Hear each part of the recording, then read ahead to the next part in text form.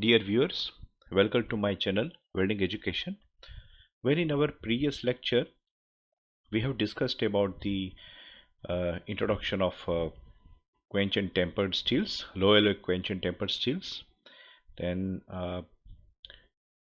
preheat and interpass and selection of heat input criteria. Well, in today's class we are going to discuss about the choice of electrodes.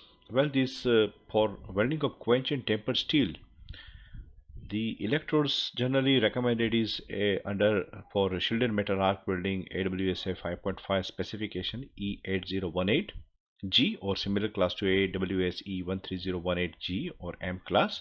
So for depending on the strength and toughness requirement matching base metal, we have to select the electrode. This AWSA 5.5 E8018G class is G stands for has been alloyed with nickel, and it is basically a basic coated nickel alloy welding electrode. And for welding techniques, stringer beads are employed during welding, and no tempering of heat affected zone microstructure after welding. So here most of the quench and tempered steels have been designed to use in as welded condition, so they are not subjected to tempering or post-weld heat treatment. But yes, for stress relieving is carried out only if it is absolutely necessary. We'll see in subsequent slide that stress relieving will be necessary for quench and tempered steel, but most of the quench and tempered steels have been designed to use in as weld conditions for service. Well, this table is from AWS Welding Handbook Volume 4, 9th edition, and table suggests filler method for arc welding typical quench and tempered steels. So for AWS A5.4 and or A5.7 grade for all type, for SMAW, for GMAW, GTW, SIW and FCW processes. Various specifications we have to refer. AWS A5.5 for specification for low alloy steel electrode for shielded metal arc welding electrodes, AWS 5.28 for low alloy steel electrode for and rods for gas shielded arc welding. For SAW process, AWS A5.23 for low alloy steel electrode for and fluxes for submerged arc welding. And for flux core arc welding processes, we have to refer AWS A5.29 AWS specifications, and these are the recommended electrodes. But the electrode selections again is based on the matching strength criteria according to the service environment.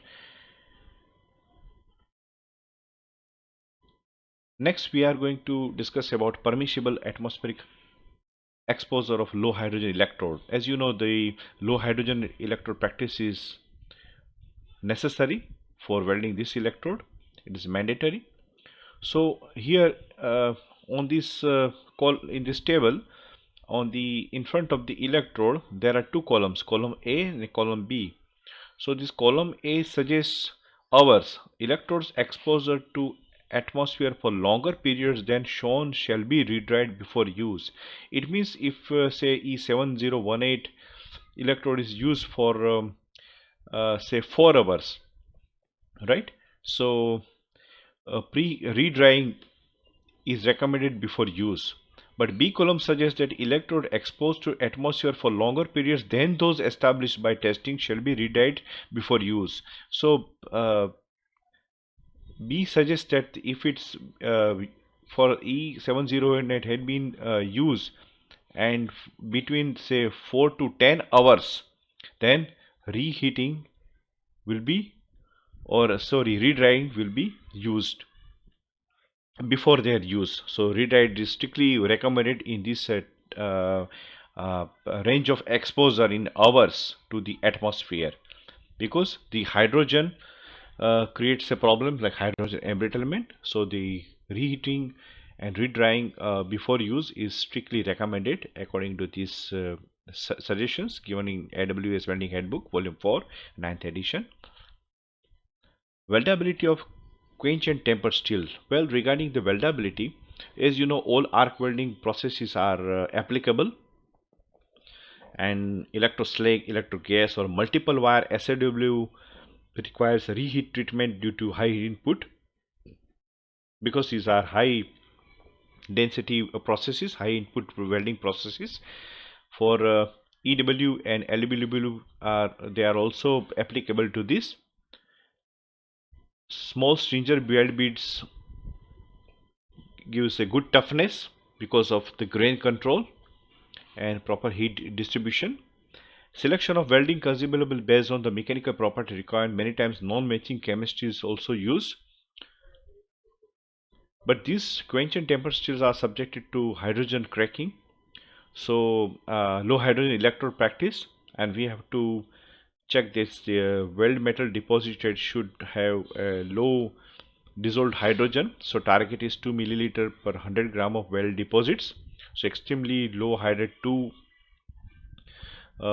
milliliter per 100 gram of weld deposit is recommended.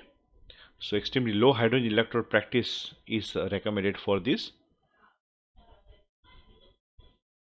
Next, about post-weld heat treatment. Generally, as I told you, the post-weld heat treatment is not required, but stress relief heat treatment is given, and because these quench and temper steels are designed for service in as welded conditions, except these ASTM F533 and F537 grade steels are usually stress relieved due to code provisions, and when the thickness range are greater than the specified amount, so you have to refer the relevant code and check the thickness with which we are welding, and accordingly the stress relieving is given, or the post-weld heat treatment is given. Stress relieving may be desirable for the applications under the conditions like steel has inadequate knot toughness after cold forming or welding. Second aspect is for the dimension stability maintenance after close tolerance of machining. It has to be dimensionally stable, the structure. The third is about susceptible to environmental assisted cracking after welding.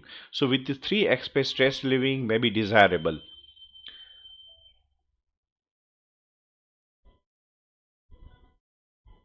Well, in our next class, we are going to discuss about the welding metallurgy of chrome moly steels.